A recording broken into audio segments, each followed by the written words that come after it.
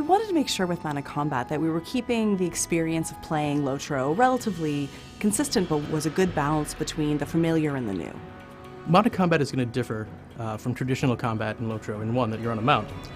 Two, that a lot of it is going to be movement-based gameplay.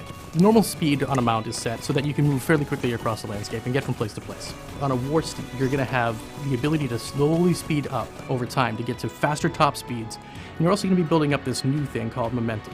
Momentum is going to actually increase damage on all of your skills. When you actually ride in for that kill shot, that skill does so much more damage because you're actually using all the momentum of the horse to drive that opponent into the ground.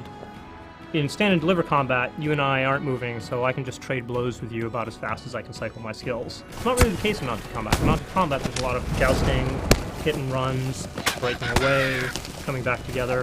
One person maybe aggroing a mob and getting them to follow him while the rest of the group can come up behind and attack them and kind of pick off enemies one by one. We're starting to see, tactics evolve. People's play styles really start to come out. The different classes make combat completely different. The Guardian, the way he interacts in mounted combat is completely different than the Hunter.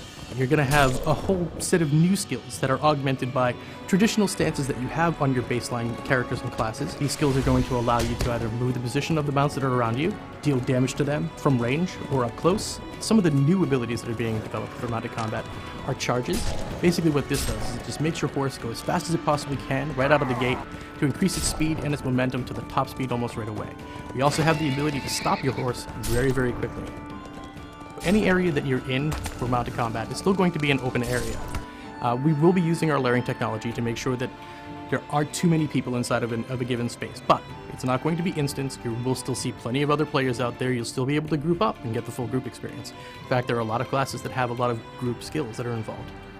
It's going to feel different. It's going to look different. Definitely look different.